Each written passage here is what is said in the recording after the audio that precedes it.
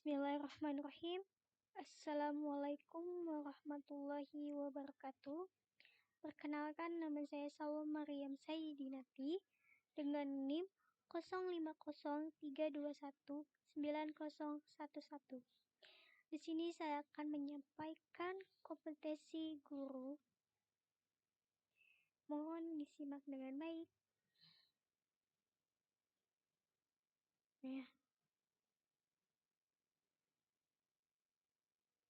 Yang pertama, ada pengertian kompetensi seorang guru atau kompetensi dasar seorang guru. Berdasarkan pada arti epistemologi, kompetensi diartikan sebagai kemampuan yang dibutuhkan untuk melakukan atau melaksanakan pekerjaan yang dilandasi oleh pengetahuan, keterampilan, dan sikap kerja.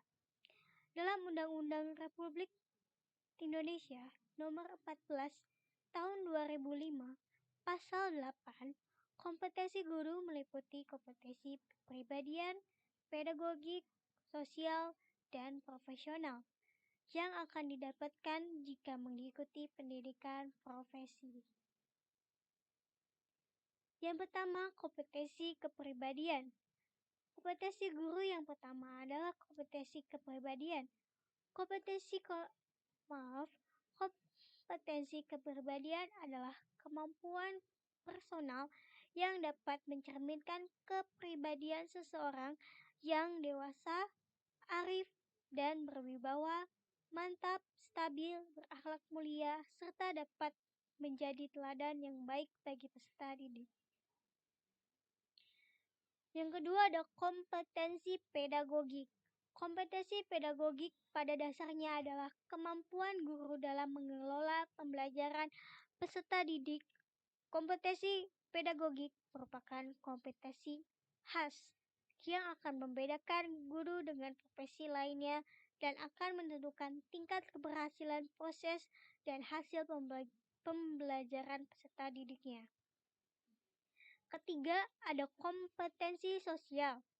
Satori 2007 mengemukakan bahwa kompetensi sosial guru merupakan kemampuan guru untuk memahami dirinya sebagai bagian yang tidak terpisahkan dari masyarakat dan mampu mengembangkan tugas sebagai anggota masyarakat dan warga negara. Kompetensi profesional. Kompetensi profesional meliputi penguasaan terhadap standar kompetensi dan kompetensi dasar setiap mata pelajaran atau bidang yang dikuasai, melakukan pengembangan materi pembelajaran yang dikuasai dengan kreatif, melakukan pengembangan profesionalitas secara berkelanjutan dengan melakukan tindakan yang reflektif. Contoh penerapan kompetensi kepribadian. Yang pertama, bertindak sesuai dengan norma-norma agama, hukum, sosial, dan kebudayaan nasional Indonesia, menampilkan diri sebagai pribadi yang jujur, berakhlak mulia, dan teladan bagi peserta didik dan masyarakat, menampilkan diri sebagai pribadi yang mantap, stabil, dewasa, arif, dan berwibawa, menunjukkan etos kerja tanggung jawab yang tinggi dan rasa bangga menjadi guru dan rasa percaya diri. Yang terakhir, menjunjung tinggi kode etik profesi guru. Dapat dijelaskan pada gambar bahwa seorang guru itu sedang bercerita tentang pengalamannya terhadap murid-muridnya, menceritakan bahwa seorang guru harus memiliki jiwa yang dewasa, arif, dan berwibawa, serta rasa bangga menjadi guru dan rasa percaya diri. Bahwa di gambar tersebut menceritakan bahwa seorang guru itu memiliki rasa percaya diri terhadap profesinya dan terhadap murid-muridnya. Lanjut, contoh penerapan kompetensi pedagogik. Yang pertama ada penguasaan terhadap karakteristik peserta didik dan aspek fisik, moral, sosial, kultural, emosional, dan intelektual.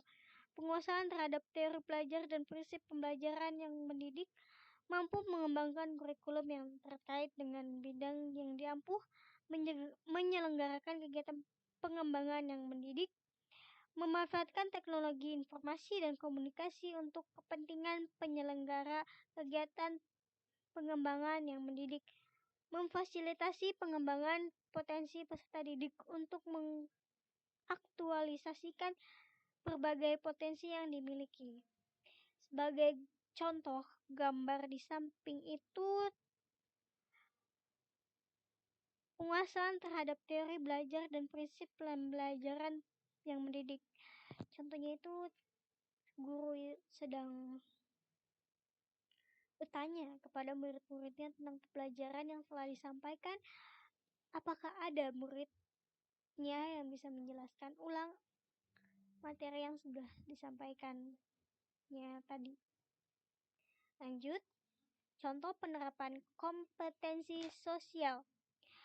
Bertindak objektif serta tidak diskriminatif karena pertimbangan jenis kelamin, agama, ras, kondisi fisik, latar belakang keluarga, dan status sosial ekonomi.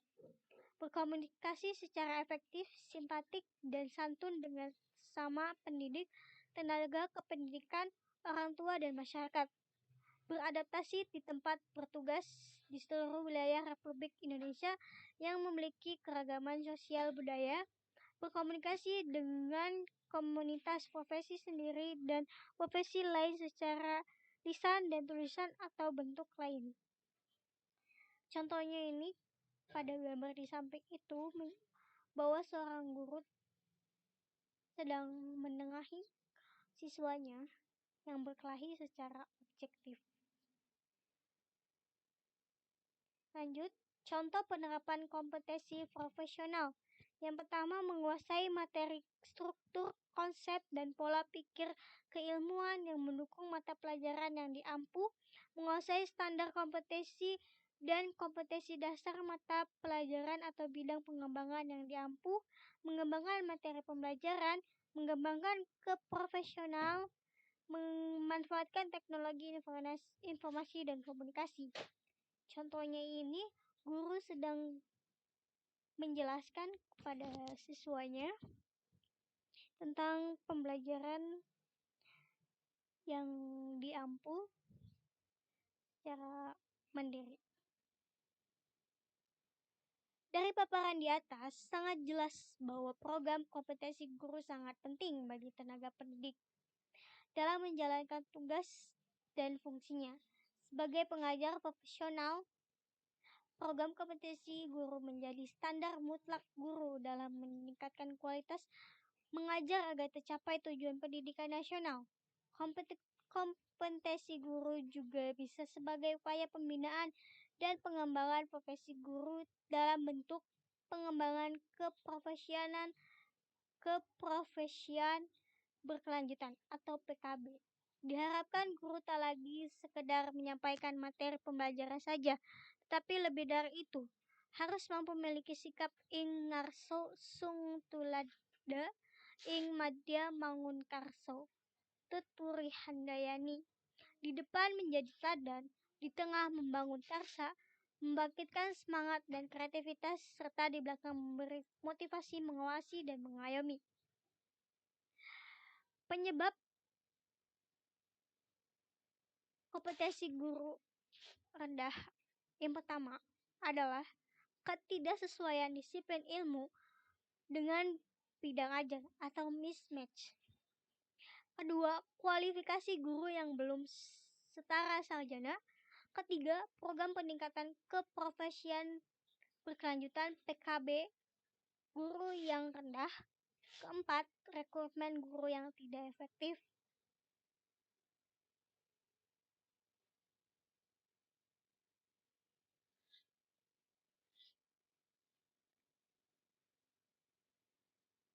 Jadi, alasan mengapa seorang guru harus memiliki kompetensi dasar tersebut adalah di sini telah disampaikan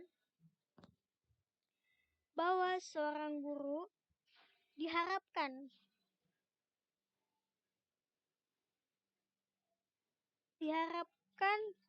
guru tak lagi sekedar menyampaikan materi pembelajaran saja, tapi lebih dari itu harus mampu memiliki sikap ingarso sung tuluda ing madya mangun karso tutur handayani, di depan menjadi teladan, di tengah membangun karsa, membangkitkan semangat dan kreativitas, serta di belakang memberi motivasi, mengawasi, dan mengayomi. Ini jawaban dari pertanyaan tersebut. Lanjut, kondisi apa yang mungkin terjadi apabila guru tidak memiliki kompetensi tersebut dalam menjalankan profesinya? Yang pertama, murid tidak akan berhasil di bidang pendidikan. Dunia pendidikan di Indonesia berantakan, banyak siswa-siswi yang menyimpang, dan berakibat banyak orang yang tidak berpendidikan di luar sana bebas tanpa ada teguran pembelajaran yang lebih baik.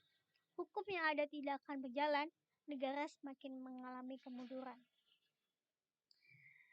Sekian presentasi yang saya sampaikan, kurang lebihnya mohon maaf, dan dapat disimpulkan, belajar bukanlah proses untuk menjadikan siswa sebagai ahli mata pelajaran tertentu. Siswa lebih membutuhkan pengalaman dalam belajar, bukan pengetahuan. Karena itu, kompetensi guru menjadi syarat utama tercapainya kualitas belajar yang baik. Guru yang kompeten akan meniadakan problematika belajar akibat kurikulum. Kompetensi guru harus berpijak pada kemampuan dalam mengajarkan materi pelajaran secara menarik, inovatif, kreatif, yang mampu membangkitkan gairah siswa dalam belajar. Terima kasih. Saya sampaikan, kurang lebihnya mohon maaf. Wallahu muwaffiq ila aqwamit thoriq. Wassalamualaikum warahmatullahi wabarakatuh.